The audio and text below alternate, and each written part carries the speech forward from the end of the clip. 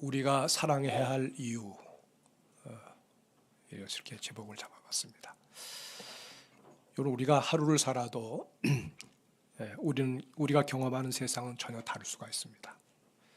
한 주간을 살아도 어떤 사람은 천국을 경험하며 살고, 또 어떤 분들은 하루하루가 너무 힘들어서 지옥과 같다고 느끼면서 살아갈 수가 있습니다.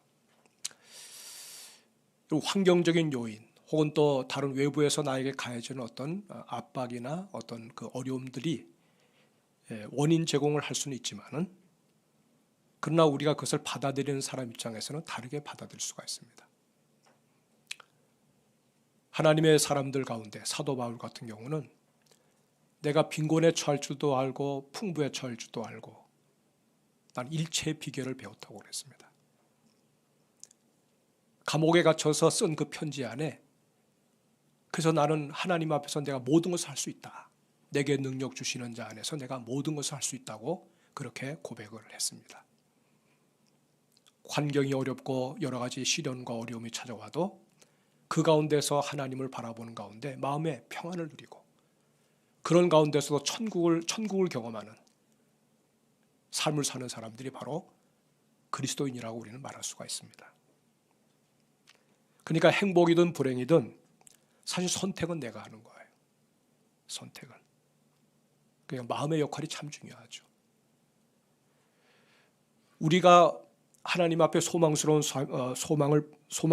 그것을 마음으로 선택을 하게 되면 그 미래는 곧 우리의 현실이 되게 돼 있어요. 우리가 오늘 여기 하나님 말씀을 읽었습니다마는 이 말씀을 쓰신 분이 사도 요한입니다. 그분은 요한복음도 썼고 요한 1, 2, 3서도 썼고 요한계시록도 썼어요. 근데 그분의 편지를 읽어보면 요한복음도 마찬가지고 요한 1, 2, 3서도 마찬가지. 더 계시록을 이렇게 가만히 들여다보면 한 가지의 주제가 있어요. 한 가지의 단어가 있어요. 요한이 누구냐라고 말할 때 우리는 그 사람을 가르쳐서 한마디로 대답할 수가 있어요. 뭘까요? 사랑입니다. 하나님이 세상을 이처럼 사랑하사. 하나님은 사랑이시다. 하나님이 우리를 이렇게 사랑하셨으니 우리도 서로 사랑하는 것이 마땅하다. 사랑으로 시작해서 사랑으로 그런 메시지를 이렇게 전하면서 결말을 또 사랑으로 맺는 것을 볼 수가 있습니다. 근데 사실 그는 사랑을 말하기에는 어울리지 않는 사람이었습니다. 여러분, 우리가 복음서 읽어보면은 이 요한은 형이 야고보인데, 야고보와 요한을 얘기할 때 야고보와 요한은 성질이, 특별히 요한은 성격이 굉장히 급하고 어떻게 보면 불같은 사람이었어요. 그냥 누가 한번 이렇게 건드리면 가만히 못 있어요. 팍 치고 나오죠. 아마 고기 잡으면서 그 갈릴리 바다가 워낙 험하니까 그런 그 뱃사람으로 살다 보니까 아마 그런 성격이 형성됐을지도 모르겠지만은, 하여튼 그래서 우리 예수님도 이 요한에게, 야고보에게 별명을 붙여줬어요. 너희들은 보아너게다. 너희들은 우레의 아들이다, 그 말이에요. 그냥 막 우주죽캉캉하는 그런 성질 급한 그들의 모습 보면서 주님이 이제 별명을 붙여준 거예요. 누가복음에 보면 한 번은 예수님이 제자들과 함께 예루살렘으로 올라가게 됐는데, 사마리아 지경은 유대인들은 잘 통과하지 않습니다. 보통 저리 돌아서 이제 가는데, 이제 그들이 사마리아를 통과하게 될 때 사마리아 사람들이 못 가게 막았어요. 예수님과 그 제자들이 다 유대인으로 봤으니까 거절을 당한 거죠, 한마디로. 거절을 당했는데 이때 탁 나와서 예수님에게 말한 사람이 바로 요한이었어요. 예수님, 가만두면 안 됩니다. 우리 앞길을 지금 가로막고 있다니요. 하늘을 명해서 불을 내려 이 마을을 태우라고 하십시오. 이렇게 얘기했어요. 아마 엘리야가 자기를 잡으러 찾아온 그런 왕이 보낸 그 군대 50명의 그 50부장이 왔을 때도 내가 만약 하나님의 종이면 저들에게 불이 내려서 태워질지어다 할 때 하늘에서 불이 내려서 태웠거든요. 아마 그걸 생각했는지 몰라요. 감히 하나님의 사람들, 감히 우리 예수님과 함께 걸어가는 우리를 가로막는 자가 누구냐? 본때를 보여주자. 이렇게 해서 아마 그렇게 격한 말을 했던 것 같아요. 예수님께서 그 말씀을 들으시고 탄식하신 거죠. 그 말씀 들으시고 요한을 향해서 막 화를 내셨어요. 저들이 거절할 때 그대로 주님은 그들의 말들 따라서 그냥 다시 그 말을 들리지 않고 다른 쪽으로 걸어서 예루살렘으로 올라가신 사건이 있었습니다. 그러니까 평상시에도 그렇게 격한 마음, 격한 어떤 그 성질을 가지고 살았던, 그래서 이런 끔찍한 말을 했던 요한이, 여러분 사랑합시다. 서로 사랑합시다. 하나님 우리를 위해서 사랑하심으로 그리스도가 우리를 위해서 자신을 내어준 것처럼 우리도 형제를 위해서 우리 생명 목숨을 바치는 것도 마땅합니다. 라면서 이런 말을 할 때 이게 도대체가 뭔가 생각했죠. 사랑을 말할 자격이 있나? 여러분 말과 행실이 따로 놀면 그냥 바로 그러면 들어오는 그런 댓글이 있어요. 네 삶이 그렇지 않은데 어떻게 그런 말을 쓰냐 말이죠.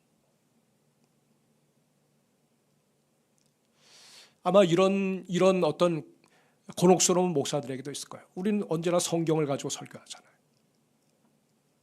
그 성도들이 들을 때는 아이고 목사님 자신도 실천하지 못하면서 말은 잘해. 그렇잖아요. 누가 우리 크리스찬들이 뭔가 이렇게 얘기할 때 아유 말은 잘해. 그 여러분 칭찬할 말 아니라는 거 여러분 잘 아시죠?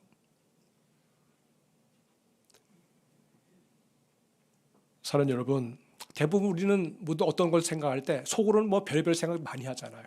그러나 차마 그것을 입으로 내지는 않거든요. 속에서는 아주 그냥 막 격한 풍랑이 일어나는데도 겉으로는 아주 편안한 얘기를 해요. 근데 그걸 갖다 입으로 내는 사람들은 그건 굉장한 사람들이에요. 자기 속에 있는 거를 그냥 내는 사람들. 굉장한 사람들이죠. 여러분 천국 가면 아마 그 나름대로 천국을 다녀오신 분들 그 어떤 경험을 좀 얘기 들어보면 천국은 말이 필요 없대요. 그냥 상대편을 바라보면 상대편에 있는 그 마음이 다 읽혀진다는 거예요. 그러니까 말을 할 때 하고 그 사람이 말을 하지 않을 때 도대체 저 사람 속에 뭐가 있는지 모르잖아요. 천국에서는 그게 감춰질 수가 없다는 거예요. 그냥 보면 하는 거죠. 보면. 제가 언젠가 기도원에 올라갔는데 거기 기도원 원장 되시는 분이 저를 딱 보더니 얘기를 하더라고. 목사님 그런 생각하지 마세요. 하나님께서 우리 목사님에게 가지고 계신 생각이 그래요. 목사님 여기 올라오실 때 그 생각 가지셨죠? 그 마음 가지고 올라오셨죠? 저한테 얘기하더라고요. 아니라고 그랬더니 에이 그러지 마시라고.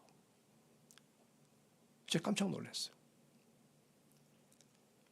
사랑하는 여러분, 우리가 서로 성도로 같이 모이지만은 이런 우리의 어떤 이런 모습들이 그대로 적나라하게 다 드러난다고 그러면 아마 교회 생활하기 힘들 거예요. 그죠? 적당하게 감출 수 있다는 것이 저는 은혜라고 생각을 합니다. 네. 왜? 덕을 위해서.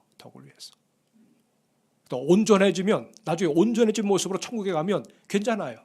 거기서는 그냥 속과 겉이 다 똑같아요. 말하는 것과 그 말하는 사람의 중심이 다 똑같아요.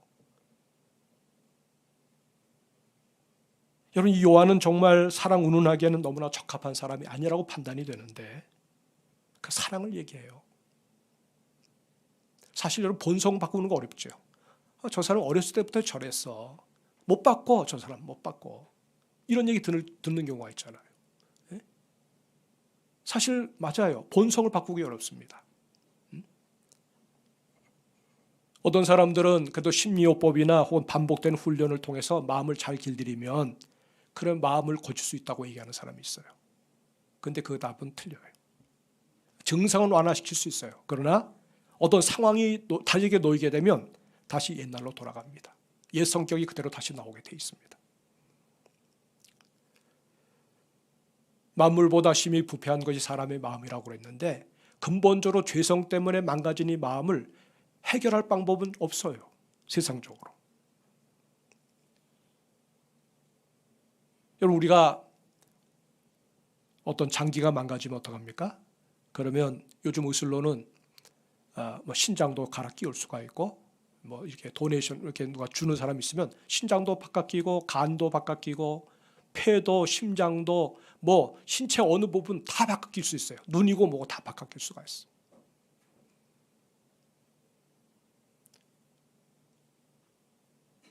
또 심지어는 여러분 원숭이라든지 다른 것에 실험을 했는데 목도 바꿀 수가 있어요. 목도. 내 몸 전체가 이 아래는 다 죽었어요. 아무런 기능을 못해. 근데 누가 그 어떤 뭐 뇌사가 됐든 뭐가 됐든 여기가 망가져가지고 더 이상 살 수 없는 사람인데, 그래서 그의 몸을 만약 빌릴 수만 있다면 충분히 여기 있는 목을 이렇게 띄어서 그쪽 다른 사람의 몸에 이식을 시킬 수가 있다는 거예요. 윤리적인 문제 때문에 이걸 하지 못하는 거죠. 대단한 그런 시대를 살고 있습니다만은, 그러나 마음을 바꾸는 것은 불가능한 거예요. 이 마음을 바꿀 수 있는 분이 누구시냐? 주님이신 거예요. 여러분, 주님께서는요, 우리가 가지고 있는 부패한 성품을 가진 이 마음을 걷어내고 당신의 마음을 거기에 심으면, 그럼 우리는 새로운 마음을 가지고 살아갈 수가 있어요. 빌립보서 2장 5절로 6절에 보니까 여러분 성경이 뭐라고 말합니까? 너희 안에 이 마음을 품으라. 곧 그리스도 예수의 마음이니.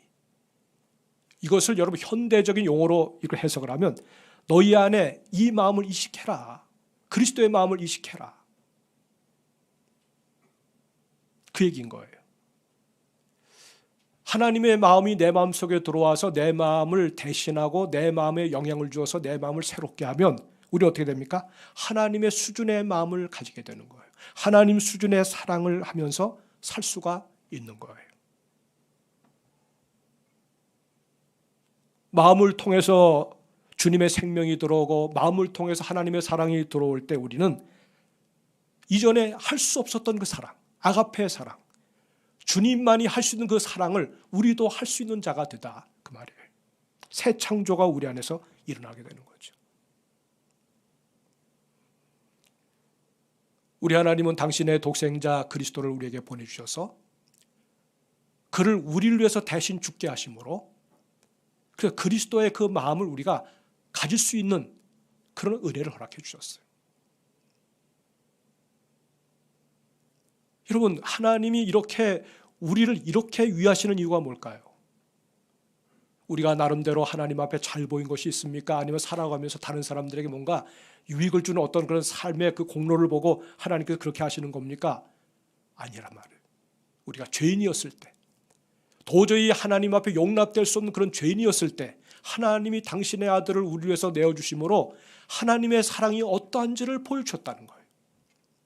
그게 십자가라는 거예요. 십자가는 하나님의 사랑을 보여주는 표식이에요. 그 사랑이 아니었다면, 그 십자가의 사랑이 아니었다면, 나를 위하시는 하나님의 그 사랑의 표현인 십자가를 우리가 만나지 않았다면 여러분 아무리 선하게 살아도 선하게 살 수가 없어요. 마음 바꾸는 일이 불가능합니다. 이게 은혜라고요. 은혜. 내가 나의 나 된 것이 뭡니까? 하나님의 은혜입니다. 우리가 날마다 살면서 여러분 이 은혜라고 하는 낱말을 자꾸 떠올려야 돼요. 아, 내가 은혜로 사는구나. 내가 은혜가 아니면 나는 아니었구나. 항상 이 은혜를 내가 힘입어 살고 있는 것에 대한 마음의 감사와 그것을 마음에 심며 살아갈 때 우린 주님처럼 생각할 수가 있고 주님처럼 사랑을 실천하는 자가 될 수가 있다는 거예요. 여러분, 우리의 주님의 은혜가 내 안에 들어오면 내 자아가 죽습니다. 내 자랑이 죽어요. 욕심이 죽어요. 그러나 그리스도가 내 안에 들어오심으로 말미암아 그분이 살아나셔서 내 마음에 새로운 마음을 넣어주시면 우리는 이제는 더 이상 나를 위해서 살지 않고 내 자아 때문에 살지 않고 그리스도를 위해서 새 생명 가운데 살아가는 그런 축복을 누리는 하나님의 백성들이 되는 줄로 믿습니다. 그런 중 누구든지 그리스도 안에 있으면 새로운 피조물이라 이전 것은 지나갔으니 보라, 어떻게 됐어요? 새 것이 되었도다. 하나님은 우리를 빚어 쓰실 때 고쳐서 수선해서 망가진 거 이어서 해서 쓰시는 분이 아니에요. 완전히 새롭게 만들어서 새로운 피조물로 만들어서 쓰시는 분이라는 것을 잊지 마시기 바랍니다. 우리 육체는 때로 망가지기도 합니다. 병이 들기도 합니다. 시간이 지나면 노쇠하기도 합니다. 그러나 우리의 심령은 날마다 새로워요. 이미 우리 안에는 새로운 생명이 우리 안에서 창조되어 가지고 새로운 피조물로 우리가 살아가고 있어요. 이것이 바로 그리스도인들이에요. 사랑하는 성도 여러분, 우리 예수님을 생각하면 예수님은 하나님의 사랑을 증언하기 위해서 세상에 보냄을 받은 하나님의 독생자세요. 예수님이 세상에 오셨다고 하는 그 자체가 하나님이 우리를 얼마나 사랑하신지를 보여주는 증거예요. 오늘 이 땅에 복음이 선포되고 오늘도 우리가 복음의 말씀을 들을 수 있고 오늘도 하나님의 집에 올라와서 주일날 하나님을 예배하며 성도들이 서로 함께 교제할 수 있다고 하는 것은 하나님이 오늘도 생생하게 당신의 사랑을 보여주는 증거예요. 오늘 여러분들이 하나님의 집에 이끌림을 받아가지고 왔다면 오늘은 이상하게 그냥 하나님의 집에 한번 가고 싶어, 교회 가고 싶어. 그래서 뭔가 감동이 돼가지고 온 것이 아니고 하나님이 여러분의 걸음걸음을 지도해서 하나님의 집에서 주님이 우리를 배웁고자 오늘 저와 여러분들 이 한 자리에 모아주셨다고 저는 믿습니다. 예수님은 하나님의 사랑이 어떠한지를 말로만 표현하신 분이 아니라 자기 몸을 십자가에서 내어주심으로 해서 증명해 보이셨어요. 어떤 사람이 자기 신체를 기증하고 세상을 떠나는 경우가 있습니다. 아마 우리 가운데도 신체 기증을 약속하신 분도 계시겠죠. 우리가 육신의 이 생명이 떠나면 그때 이제 의사들이 딱 달라붙어가지고 우리의 성한 장기들을 다 떼어냅니다. 눈은 눈대로, 무슨 간은 간대로, 그 다음에 아주 신체적으로 쓸만한 것들을 다 떼어내죠. 그리고 곧바로 그것을 필요로 하는 사람들에게 바로 가서 의사들이 수술을 합니다. 이식 수술을 하는 거죠. 그래서 어떤 사람들은 눈을 떨어요. 어떤 사람들은 이제 폐가 회복이 됐으니까 마음껏 호흡하면서 살 수 있어요. 어떤 사람들은 날마다 피를 걸러서 일주일에 2-3번은 피를 걸러야 되는데 새로운 신장이 들어오니까 이제 더 이상 그럴 필요가 없어요. 아주 그냥 정상적인 삶을 살 수가 있어요. 또 심장이 이식된 사람들은 이제 더 이상 여러분 걷기도 힘들고 그냥 호흡이 차고 그런 것 없이 당당하게 이런 건강한 생활을 살아갈 수가 있어요. 한 사람의 희생이 가져다 준 기적이죠. 그런데 예수님께서 자기를 내어주심으로 말미암아 우리가 얻게 되는 그 유익은 상상을 초월합니다. 여러분 우리의 영이 살아났습니다. 우리 죽은 영혼이 하나님의 영, 그리스도가 우리에게 부어주시는 그 하나님의 생기가 들어올 때 우리 영이 살아났습니다. 허물과 죄로 죽었던 우리가 하나님이 우리에게 주시는 예수 그리스도가 자신을 내어주신 그 희생을 통해 가지고 우리에게 부어주신 성령으로 말미암아 우리 영이 지금 살아나 있는 거예요. 죽었던 우리가 그리스도 안에서 영원한 생명을 지금 우리가 가지고 있는 거예요. 육신의 생명만 가지고 있다 가는 게 아니라 이미 우리 안에 영원한 생명, 영생이 우리 안에서 역사하고 있음을 믿으시기 바랍니다. 이 얼마나 놀라운 뉴스입니까? 잠시 70년, 80년 아니면 100년, 100년의 생애를 살다 가는 것이 우리의 육신의 삶이라고 그러면 예수로 말미암아 우리 안에 주어진 영원한 생명, 영생은 한도 끝도 없는 거죠. 영원한 영생이에요. 영원한 영생이에요. 더 이상 죽음을 맛볼 것도 없고 더 이상 아플 것도 없고 영원토록 주 하나님과 더불어 교제하며 그 생명의 은혜를 누리며 호흡을 해도 하나님의 사랑을 호흡하면서 살아갈 수 있는 영광의 세계를 우리가 누리면서 살아가는 주인공들이 될 수가 있는 거예요. 여러분 믿으십니까? 이게 구원인 거예요. 이게 구원인 거예요. 죄로 죽었던 우리가 하나님의 은혜로 다시 살아나서 생명을 얻었고 하나님의 자녀가 되는 권세를 가지게 되었고 아무 이유도 없이 하나님께서 베푸신 그 은혜 때문에 우리가 이렇게 놀라운 변화가 내 인생 가운데 찾아오게 된 거예요. 여러분 우리가 이와 같은 놀라운 복음을 우리가 가지고 있다고 그러면 믿지 않냐는 자들을 보면서 그냥 지나칠 수가 없는 거죠. 예수를 모시고 살지 않는 사람을 볼 때 불쌍한 마음이 나게 되는 거죠. 저 한 영혼을 어떻게 살려서 우리처럼 이렇게 하나님의 이 천국 가는 이 대열에 함께 포함시킬 수 있을까? 그것이 노상 우리의 어떤 관심거리가 될 수가 있는 거죠. 여러분 예수님 만나지 않고 우리가 나름대로 누리는 행복이나 어떤 기쁨이나 그런 것은요, 사실 여러분 보잘것없는 거예요. 예수님을 만나야 비로소 인생의 맛을 알아요. 예수님 만나야 행복이 뭔지를 알아요. 예수님 만나야 야 진짜 내가 내 생명을 걸고 살아야 될 것이 무엇인지를 그때 비로소 눈뜨고 알게 되는 거예요. 제가 아는 어느 교수님, 그냥 문학을 좋아하고 그 다음에 그냥 아주 세상을 멋지게 사는 그런 분이신데, 그냥 뭐 시간 되면 여행 가고 시간 가면 그냥 뭐 좋은 음식 먹으면서 아주 그냥 인생을 유유자적하며 사시는 분인데, 그분이 예수님을 만나게 됐어요. 누가 권해도 복음에 대해 신경도 안 쓰고 관심도 없었던 사람이 예수님을 만나게 됐어요. 예수님 만나고 난 다음에 눈이 떠졌어요. 예수님 만나고 난 다음에 비로소 인생의 의미를 깨닫게 됐어요. 예수님 만나고 난 다음에 비로소 마음에 늘 공허하던 그 마음에 뭔가 채워지는 기쁨이 그 마음을 가득 채우게 됐어요. 저 연세가 많이 드셨지만은 그 중년의 나이에 예수님 모시고 난 다음에 날마다 그분의 삶의 주제는 그리스도였습니다. 복음이었습니다. 구원이 실제적으로 경험되어지는 그런 삶을 사는 사람이 되었습니다.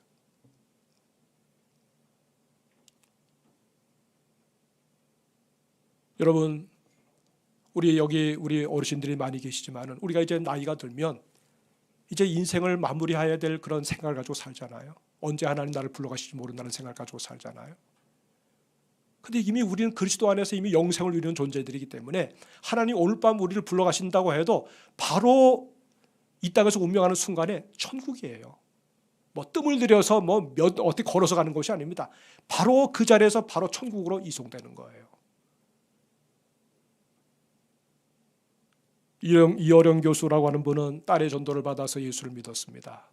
불신자였고 무신자였던 그가 예수님을 믿는다고 할 때 그 제자들이 막 와서 울면서 선배님, 스승님 이러면 안 됩니다. 왜? 여러분 나름대로 이런 지성을 가진 사람들은 신앙 가지는 걸 굉장히 터부시하는 경향이 있어요.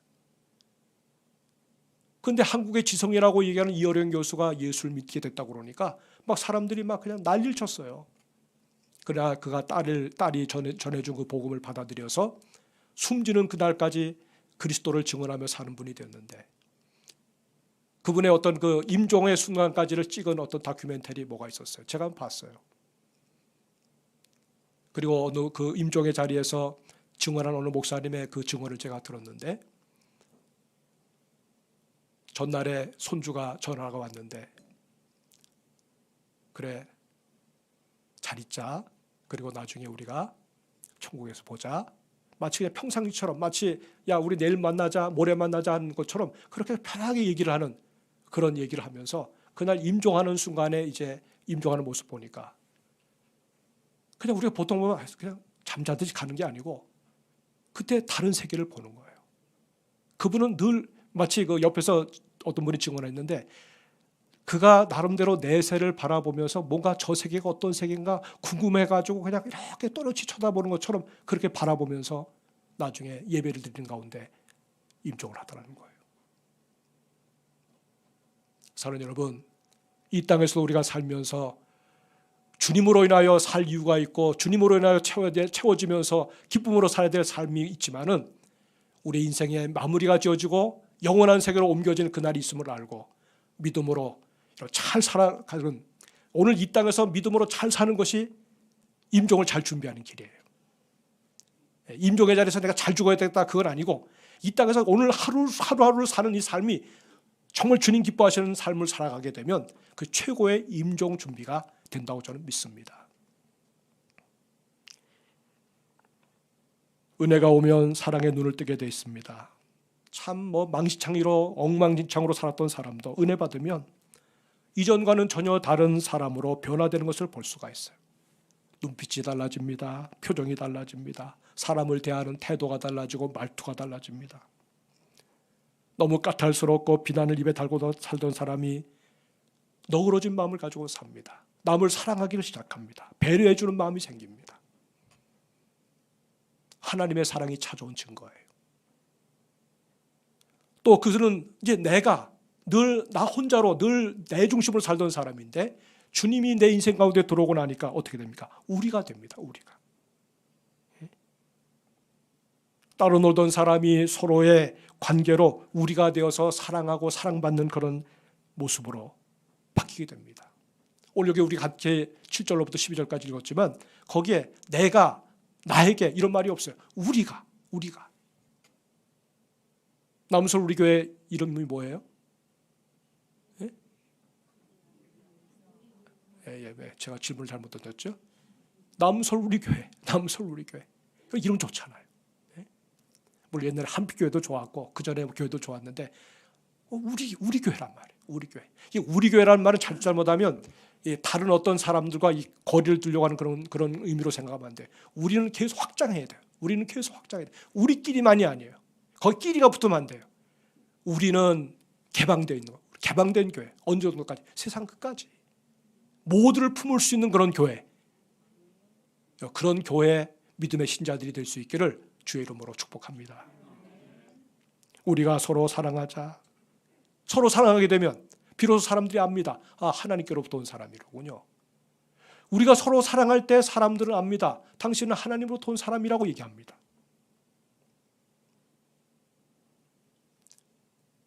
그래서 그 사랑, 하나님의 사랑을 우리가 받게 되면 그 사랑이 우리의 성품이 되고 우리의 일상의 삶의 모습으로 그냥 몸에 배이게 되어 있는 거예요. 성도 여러분, 하나님의 사랑을 받았다고 그러면 우리는 우리 안에 이걸 한번 증명해 봐야 돼요. 이걸 한번 점검해 봐야 돼요. 하나는 뭐냐면 내 안에 변화가 있느냐, 내가 변화를 실감하고 사느냐 하는 거예요. 주님의 마음이 이식되니까 내 안에 예수님이 나를 바꾸기 시작하는 그 표징들이 나타나게 돼 있어요. 구호로만 외쳤던 표어가 실제로 내 삶으로 살아내는 그런 가치 있는 삶으로 보여지는 것이 될 수가 있어요. 남설 우리 교회 2024년도 표가 뭡니까? 가서, 대답은 여러분이 하세요. 가서 너도 이와 같이 하라. 예수님의 심정으로, 예수님의 말을 하고 예수님처럼 그렇게 행동하라, 그 말이죠. 제가 매년마다 하나님께로부터 이 표를 받아요. 하나님, 올해는 어떤 표를 할까요? 주님이 그냥 떠오르지 않을 때 기도하다 보면 하나님이 그렇게 선명하게 보여줄 때가 있어요. 우리는 하나님이 우리에게 이렇게 살라고 표를 받았는데, 근데 많은 경우에 보면 그냥 표는 표예요. 그냥 구호로만 외치지 실제로 살지 않습니다.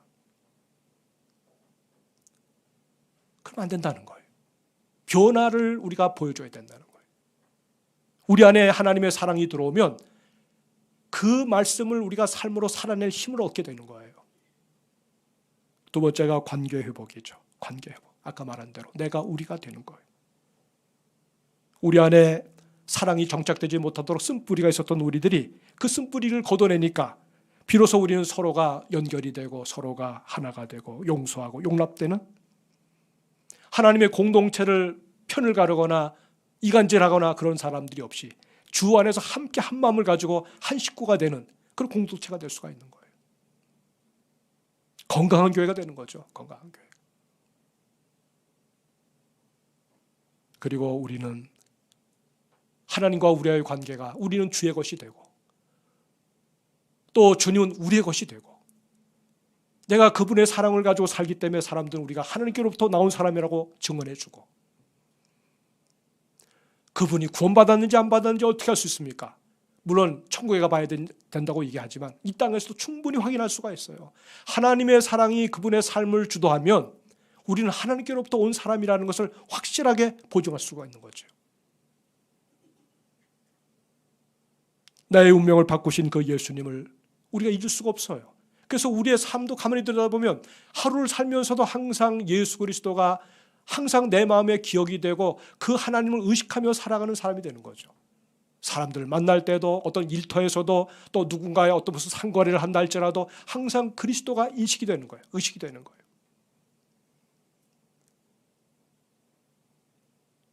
주님이 지금 나를 보고 계시니까 그 주님 보고 계시는 그분 앞에서 내가 딴 말을 못하는 거죠. 어떤 일을 선택할 때 단순해질 수 있어요. 그분이 원하시는 것이 뭘까? 주님이라면 이럴 때 어떻게 하실까? 답이 금방 나오죠. 여러분, 신앙이라고 하는 것은 우리가 믿음, 소망, 사랑을 얘기하는데 한 가지로 믿음, 소망, 사랑은 다 연결되어 있어요. 믿음으로 산다는 것은 뭡니까? 사람이 단순해지는 거예요. 단순해져. 여러분, 믿음으로 살지 않으면 인생이 복잡해져요. 복잡해져. 현대인들은 너무나 많은 질병을 가지고 있어요. 마음의 질병을 가지고 있어요. 믿음이 없으니까 삶이 복잡한 거예요.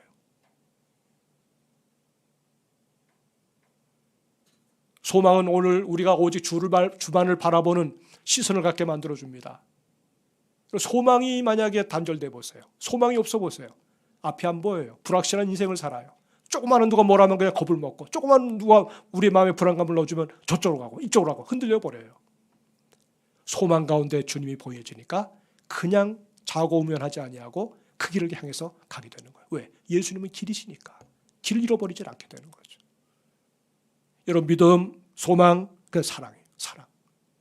사랑하면 하나님 사랑하게 되고 사랑하면 이웃 사랑하게 돼 있어요. 하나님은 사랑하는데 이웃을 못 사랑한다. 그건 불가능한 거예요. 이웃을 사랑하는데 하나님 못 사랑한다. 그것도 불가능한 거예요. 하나님께로부터 온 이 사랑을 가지고 살 때 우리는 하나님이 나를 사랑하셨음을 알기에 그 주님의 사랑을 가지고 이웃을 위해서 사랑하는 것이 가능해지는 인생을 살 수가 있는 거예요.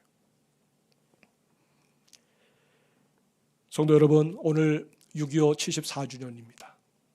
내일 모레죠. 오늘 하나님 앞에서 우리가 우리나라를 생각해 봅니다. 여러분, 정말 예수님을 마음에 모시게 되면 우리가 이 땅에 발을 딛고 사는 우리 이 땅을 여러분 정말 사랑하지 않을 수가 없어요. 우리가 나름대로 이 땅에서 시민권을 가지고 대한민국이라는 정체성을 가지고 대한민국 국민이라는 정체성을 가지고 사니까 오늘 이렇게 우리가 이런 누리는 삶을 살 수가 있는 거 아닙니까? 나라가 잘 돼야 되는 거예요. 여러분, 우리 대한민국은 물론 옛날부터 그랬지만은 너무 분열이 심했어요. 너무 분쟁이 많았어요. 조선시대도 보면 그냥 조그만 일만 있으면 그냥 나누고 편 나누고 갈라치고, 예? 서로 으르렁거리다가 결국 많은 외침을 받고, 지금도 마찬가지예요. 여러분, 우리 사회를 한번 보세요. 얼마나 많은 갈라짐이 있나. 정치계를 보고 경제계를 보세요. 우리 사회 사람들의 살아가는 삶의 모습을 보세요. 세대 간에 갈려지고 또 이념 간에 갈라지고, 그리고 어떤 부딪힘이 오면 그냥 더 그 싸움을 더 키워가지고 하루도 마음 편할 날이 없는 그런 모습이 우리가 살아가는 이 대한민국에서 보여주는 모습이에요. 사랑으로 회복되지 않으면요, 6.25는 왜 났습니까? 분쟁과 여러분 동족 간의 그 분쟁이 왜 일어났습니까? 왜 수많은 사람들이 죽임을 당하게 됐습니까? 사랑이 결핍되니까 미워하고 증오하고 서로 편가르고, 그것이 점점 쌓이다 보니까 더 큰 사건으로 변해진 것이 그 모습 아닙니까? 오늘도 마찬가지예요. 어떻게 하면 우리가 우리를 조국 대한민국을 위해서 우리가 애국하면서 제대로 살까? 오늘 하나님의 사랑을 입은 저와 여러분들이 나라를 생각하는 마음 가지고 더 나라를 위해서 기도 많이 하시고, 정말 이 나라가 치유되는 일은 먼저 나부터가 시작이 돼야 돼요. 나부터. 예수 믿는 나부터 시작이 돼야 돼요. 예수님을 고백하는 우리 믿음의 공동체는 우리 교회부터 달라지기 시작해야 되는 거예요. 당신부터 달라지라고 하면 안 돼요. 내가 달라지기를 부단히 노력하면 그러면 하나님이 다른 사람들의 삶에도 그 영향을 주셔가지고 또 다른 사람들의 삶의 변화가 찾아오게 되는 거예요. 성도 여러분, 우리가 사랑해야 될 분명한 이유를 우리가 함께 주님께로부터 오늘 말씀을 받습니다. 다른 어떤 가치, 좋은 가치도 많이 있지만 적어도 우리가 믿음으로 살아가는 우리들은 이제 이후로 사랑하는 일에 있어서 더 성숙하고 더 깊고 하나님 보시기에 합당하다고 여겨지는 하나님의 사람으로, 사랑의 사도로 그렇게 믿음으로 살아가는 분들이 되시기를 주의 이름으로 축복합니다. 아멘. 기도하십시다. 주신 말씀을 생각하면서 사랑을 구하십시다. 사랑으로 살았던 믿음의 사람들처럼 우리도 하나님의 사랑을 받았으니 이 사랑 가지고 오늘 이 시대를 살면서 내가 하나님의 사랑으로 살아가는 증거를 가지고 있다고 하는 것을 많은 사람들에게 보여주는 하나님의 사람이 되게 해달라고 우리 한 1분 정도 다 같이 한번 주여 외치고 기도합시다. 주여, 하나님 아버지, 기도하며 간구합니다. 하나님, 우리를 사랑하심으로 그 아들 독생자를 보내주셔서 우리 위하여 죽게 하시고 그 사랑 때문에 우리가 살아나 허물과 죄로 죽었던 우리들, 저주 가운데 있던 우리들, 이렇게 하나님의 사랑의 나라로, 그리고 주님의 사랑받는 자녀로 우리를 세우셔서 오늘도 영생을 얻게 하시고 구원받게 하시고 하나님의 사랑을 증언하는 하나님의 사랑이 되게 하여 주셨음을 감사합니다. 주님, 오늘도 하나님 말씀을 받은 우리 모든 성도들, 주여 우리 교회 정말 주님 우리 안에서 먼저 사랑의 역사가 두드러지게 나타나서 나를 바꾸고 이웃을 바꾸고 온 세상에 그 영향을 파급시켜주는 하나님의 사람들이 다 되도록 도와주시기를 원합니다. 듣고 흘려보내는 우리가 되지 말게 하시고 받은 말씀 가지고 그대로 살아내는 하나님의 사람들이 되게 하여 주옵소서. 예수 그리스도